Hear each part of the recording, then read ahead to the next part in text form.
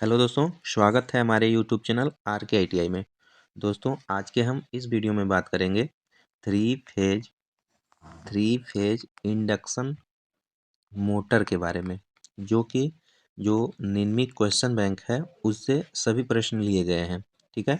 इससे पहले हम जो DC जनरेटर था और DC मोटर था, तो सेमेस्टर 3 का DC जनरेटर और DC मोटर कंप्लीट करा दिए हैं। तो आप लोग नहीं देखे हैं तो रिक्वेस्ट है, वीडियो सेक्शन में जाके जरूर देख लीजिएगा। दोस्तों, आज का जो टॉपिक है, जो इंडक्शन मोटर है, यह भी बहुत इंपॉर्टेंट चैप्टर है। निम्न असाइनमेंट से या ITI एग्जाम में आपको यह प्रश्न बहुत सारे इससे देखने को मिलते हैं। तो वीडियो को लास्ट तक देखिएगा और चैनल पे नए हैं तो सब्सक्राइब जरूर कर लीजिएगा। दोस्तों, वीडियो अगर पसंद आता है तो लाइक ज़रूर करिए और अपने फ्रेंड सर्कल में फॉरवर्ड जरूर करिएगा। ठीक है। तो 125 नंबर से देखते हैं। इससे पहले जो DC मोटर था 124 प्रश्न तक था। ठीक है। 125 नंबर का प्रश्न है, 3 कला स्क्वायरल केज प्रेरण मोटर की स्लिप गति एन स्लिप की गणना करने का सूत्र है। ठीक है। तो सूत्र पूछा है। दोस्तों देखिए, त्रिकला प्रेरण मोटर जो होता क्या है। ठीक है। तो वह एसी मोटर वह AC motor not for DC, वह एसी मोटर जो शुद्ध प्रेरण के सिद्धांत पर कार्य करती है, प्रेरण मोटर कहलाती है।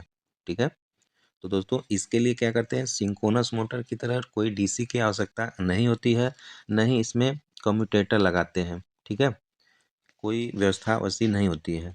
दोस्तों, इसका जो कैरेक्टरिस्टिक्स होता है, जो इंडक्शन मोटर का कैरेक्टरिस्टिक्स होता है, वह DC शंट मोटर के समान होता है। यह भी एग्जाम में पूछ चुका है ITI के।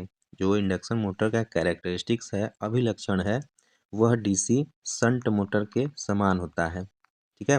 और यह क्या क्या करता है, एक AC शक्ति को यांत्रिक में बदलता है। ठीक है। यानी सप्लाई हम AC देते हैं, उसे किस में बदलता है, मैकेनिकल पावर में। इलेक्ट्रिकल को किसमें, मैकेनिकल पावर में बदलता है। ठीक है। तो ये सब बात याद रखेंगे। तो चलिए फिर क्वेश्चन प्रैक्टिस कर लेते हैं। क्वेश्चन 125 है, 3 कला स्क्वायरल केज प्रेरण मोटर की स्लिप देखिए दोस्तों, एस से रिप्रेजेंट करते हैं इसमें इंडक्शन मोटर में। ठीक है। स्लिप की गणना करने का सूत्र है, तो स्लिप बराबर होता है NS माइनस NR। NS जहाँ सिंक्रोनस स्पीड है और NR रोटर स्पीड है। तो सिंक्रोनस स्पीड और रोटर स्पीड का जो अंतर होता है, उसी को हम स्लिप कहते हैं। ठीक है। तो इस फार्मूले में ऑप्शन ए बिल्कुल सही दिया गया है। जो यहाँ पे N स्लिप दे दिया है, N स्लिप बराबर NS माइनस NR हो जाएगा। ठीक है। राइट आंसर ऑप्शन ए बिल्कुल सही हो जाएगा। प्रश्न दूसरा है, नियंत्रण सर्किट का प्रकार क्या है। दोस्तों, यह सर्किट दिखाया गया है, इसका प्रकार पूछा है। ठीक है। तो यह जो है आपका इंचिंग कंट्रोल है, इंचिंग नियंत्रण है। ठीक है। यह जो प्रभाव दिखाया गया है वह इंचिंग कंट्रोल है, यानी इंचिंग नियंत्रण है। ऑप्शन ए बिल्कुल सही हो जाएगा। तीसरा है, AC मोटर के स्टेटर में कुल विद्युत डिग्री की गणना करने के लिए किस सूत्र का उपयोग किया जाता है। देखिए, यह प्रश्न बहुत इंपॉर्टेंट है, हर बार ITI के एग्जाम में यह क्वेश्चन पूछता रहता है। तो आप लोग जरूर इसे रिमेंबर नोट डाउन जरूर कर लीजिएगा। ठीक है। AC मोटर के स्टेटर में कुल विद्युत डिग्री की गणना करने के लिए सूत्र का उपयोग किया जाता है। तो मेनली जो दोस्तों प्रयोग किया जाता है, टोटल इलेक्ट्रिकल डिग्री बराबर होता है 180 गुणे पोल की संख्या। ठीक है, नंबर ऑफ पोल या पोल की संख्या। तो ऑप्शन देख लेते हैं। पहला दिया है 180 बटे नंबर ऑफ स्लॉट, गलत है। दूसरा 180 गुणे नंबर ऑफ स्लॉट, ये भी गलत है। तीसरा 180 बटा नंबर ऑफ पोल्स, गलत है। चौथा 180 गुणे नंबर ऑफ पोल, देखिए ऑप्शन डी बिल्कुल सही दिया है। टोटल इलेक्ट्रिकल डिग्री बराबर 180 गुणे नंबर ऑफ पोल, तो 180 गुणे पी होता है। ठीक है, इलेक्ट्रिकल डिग्री बराबर। तो इसको आप याद रखेंगे, बहुत इंपॉर्टेंट प्रश्न है। प्रश्न अगला है, AC मोटर स्टार्टर का नाम क्या है। नीचे दिखाया गया है स्टार्टर, इसका नाम बताना है। इसका नाम क्या है। पहला दिया है डुअल स्टार्टर, दूसरा ऑटो ट्रांसफार्मर स्टार्टर, तीसरा सेमी स्टार डेल्टा स्टार्टर, चौथा है स्वचालित स्टार डेल्टा स्टार्टर। तो दोस्तों राइट आंसर ऑप्शन बी हो जाएगा। जो दिखाया गया फिगर यह आपका ऑटो ट्रांसफार्मर स्टार्टर को दिखाया गया है। दोस्तों इस जो स्टार्टर होता है तो मेनली स्क्वायरल केज में प्रयोग किया जाता है, स्क्वायरल केज रोटर में प्रयोग किया जाता है। और यह करंट को लिमिट करने के लिए, यानी स्टार्टिंग में करंट 5 से 7 गुना होती है, तो इसे लिमिट कम करने के लिए स्टार्टर का प्रयोग किया जाता है। बात करें 5 HP तक जो स्टार्टर होता है वह डुअल स्टार्टर का प्रयोग करते हैं। 5 HP तक जो मोटर होती है उसमें डुअल स्टार्टर का प्रयोग करते हैं। वहीं 6 से लेके 20 तक जो होता है HP तक मोटर होती है उसमें स्टार डेल्टा स्टार्टर प्रयोग करते हैं, ठीक है। और 20 HP से जो ऊपर की मोटर होती हैं उसमें ऑटो ट्रांसफार्मर स्टार्टर प्रयोग करते हैं, ठीक है। जैसा फिगर में दिखाया गया है ये ऑटो ट्रांसफार्मर स्टार्टर को दिखाया गया है। इसमें 20 HP तक मोटर हम प्रयोग करते हैं। तो इस प्रश्न का राइट आंसर ऑप्शन बी हो जाएगा। प्रश्न अगला है AC3 कला प्रेरण मोटर में तुल्यकालिक गति यानी सिंक्रोनस मोटर ज्ञात करने का सूत्र है। दोस्तों यह क्वेश्चन तो बहुत ही वीवीआई है, ठीक है, बहुत वीवीआई है, क्योंकि इससे आपको इस प्रकार प्रश्न भी पूछ लेते हैं और ज़्यादातर इससे न्यूमेरिकल वैल्यू पूछ लेता है, ठीक है। तो यह होता है NS बराबर 120 F/P, जहाँ NS synchronous speed, F frequency होता है, P नंबर ऑफ पोल की संख्या होती है, 120 कांस्टेंट होता है। तो देख लेते हैं ऑप्शन में पहला दिया है सिंक्रोनस स्पीड बराबर 120 F/P, तो पहला ही आपका राइट आंसर हो जाएगा, ठीक है। इस प्रश्न का राइट आंसर क्या हो जाएगा, ऑप्शन ए ही हो जाएगा। ये दूसरा नहीं होगा, तीसरा नहीं होगा, चौथा नहीं होगा, ठीक है। तो राइट आंसर ऑप्शन ए हो जाएगा, बिल्कुल सही। NS बराबर 120 F/P होता है सिंक्रोनस स्पीड बराबर, ठीक है।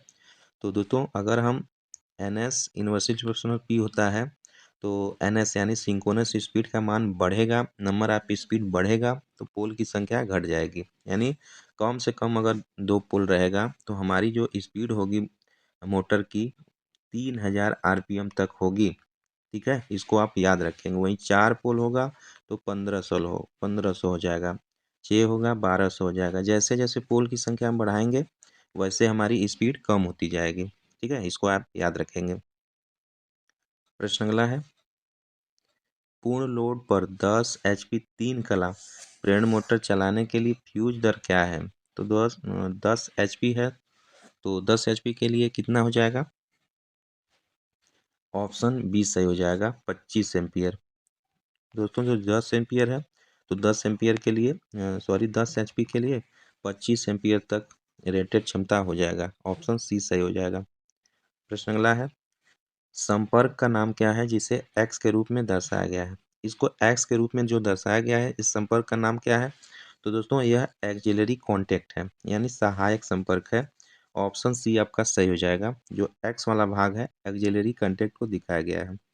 आगे है AC मोटर स्टेटर बाइंडिंग का प्रकार है, तो ये बाइंडिंग दिखाया गया है, यह कौन सा प्रकार है बाइंडिंग का, ठीक है दोस्तों।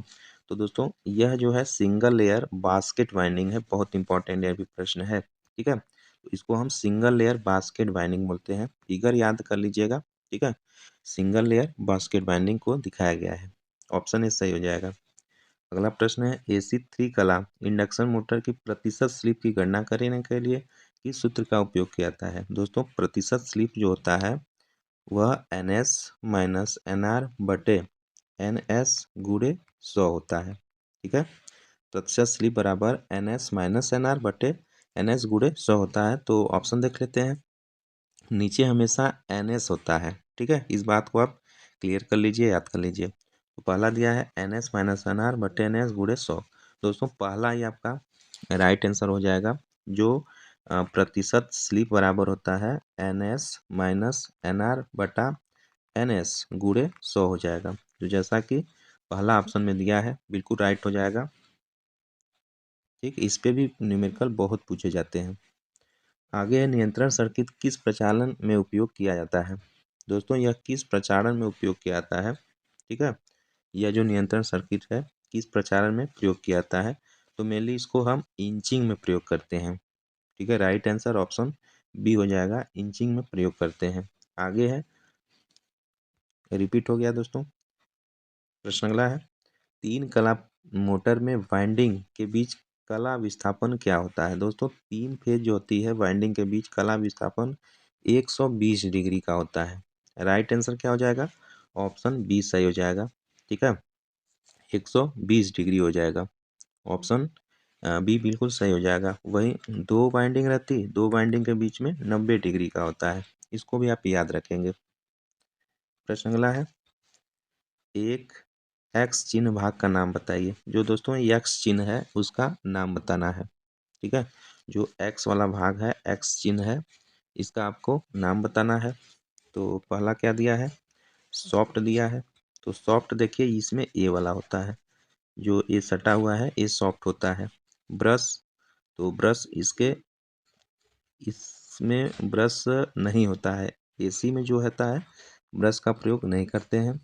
तीसरा बियरिंग, तो बियरिंग बियरिंग अंदर दिखाया जाता है, अंदर आता है। चौथा स्लिप रिंग। दोस्तों राइट आंसर ऑप्शन डी हो जाएगा। यह जो तीनों दिखाया गया है यह स्लिप रिंग को रिप्रेजेंट कर रहा है। ठीक है, राइट आंसर ऑप्शन डी बिल्कुल सही हो जाएगा। जो एक्स वाला चिन्ह ही बात है वह स्लिप हो जाएगा, स्लिप रिंग हो जाएगा। ऑप्शन डी सही हो जाएगा। अगला प्रश्न है, एसी क्वाल वाइंडिंग का नाम क्या है? एसी क्वाल वाइंडिंग दिया गया है, इसका नाम क्या है? तो दोस्तों इसका जो नाम है ये होल क्वाल वाइंडिंग है, पूरे कुंडलन बाइंडिंग है। राइट आंसर ऑप्शन बी सही हो जाएगा। यह जो बाइंडिंग दिखाया गया है यह आपका होल क्वाल बाइंडिंग है। ऑप्शन बी सही हो जाएगा। अगला प्रश्न है, कुंडली वाइंडिंग का नाम क्या है? यह वाइंडिंग दिखाया गया है, इस वाइंडिंग का नाम क्या है?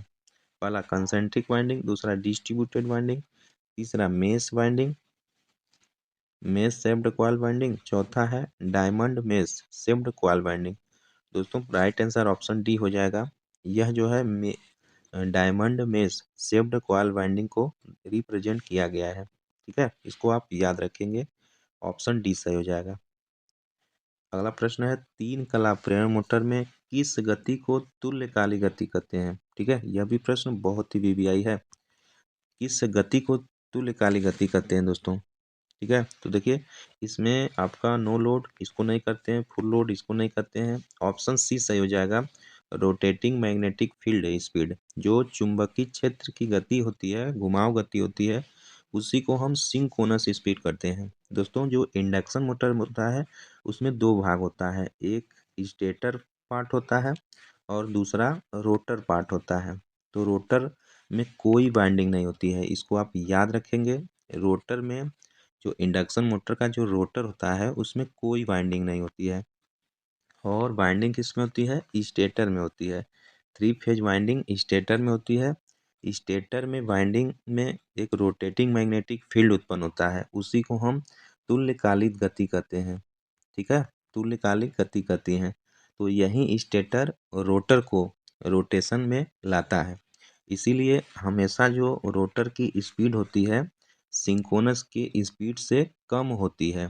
ठीक है, जो रोटर की स्पीड होती है सिंक्रोनस की स्पीड से कम होती है। दोस्तों यही अगर रोटर की गति सिंक्रोनस की गति सिंक्रोनस की गति से अधिक हो जाएगी तो यह एसी जनरेटर की भांति वर्क करने लगेगा इंडक्शन मोटर। इसको आप याद रखेंगे। ठीक है, बात करें जो रोटर होती है, रोटर, तो रोटर दो प्रकार का होता है, एक स्लिप, एक फेज वाउंड रोटर होता है, फेज वाउंड रोटर, दूसरा स्क्वायरल केज रोटर होता है। ठीक है, तो दोस्तों फेज वाउंड रोटर में हम स्टार्टर का प्रयोग नहीं करते हैं, इसमें वेरिएबल रेजिस्टेंस का प्रयोग करते हैं। और स्क्वायरल केज रोटर में हम जो डुअल स्टार्टर होता है, स्टार डेल्टा स्टार्टर होता है या ऑटो ट्रांसफार्मर होता है, स्क्वायरल केज रोटर में प्रयोग करते हैं। तो ये सब बात आप याद रखेंगे। यहाँ पे तुल्यकालिक गति पे जो वर्क करता है वह रोटेटिंग मैग्नेटिक फील्ड, जो चुंबकीय क्षेत्र की गति होती है घुमाने हेतु, यह तुल्यकालिक गति कहा जाता है। राइट आंसर ऑप्शन सी हो जाएगा। प्रश्न अगला है, स्टार्टर प्रतीक का नाम क्या है?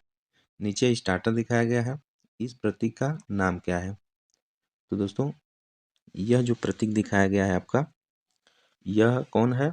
यह ऑटो ट्रांसफार्मर स्टार्टर का सिंबल दिखाया गया है। ठीक है, इसको आप याद रखेंगे। सिंबल अगर ऑटो ट्रांसफार्मर स्टार्टर का दिखाया गया तो ऐसे आप बना देंगे, या बना रहेगा तो आप क्लिक कर देंगे ऑटो ट्रांसफार्मर स्टार्टर का। तो राइट आंसर ऑप्शन बी सही हो जाएगा।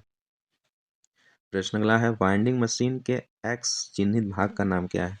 दोस्तों यहाँ पे एक्स चिन्हित भाग है, इसका नाम बताना है। ठीक है, तो यह आपका क्या हो जाएगा?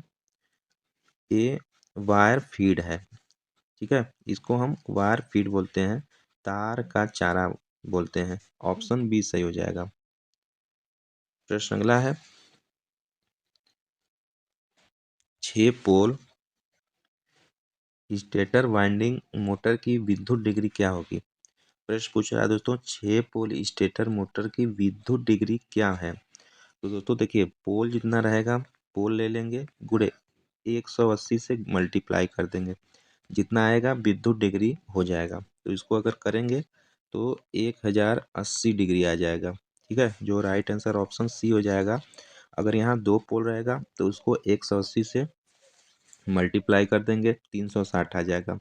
तो जितना भी विद्युत डिग्री, जितना पोल दिया रहेगा और विद्युत डिग्री ज्ञात करने के लिए पूछेगा, तो आपको उसमें मल्टीप्लाई कर देना, कितना से? 180 से। तो इस प्रश्न का राइट आंसर ऑप्शन सी हो जाएगा, 1080 डिग्री।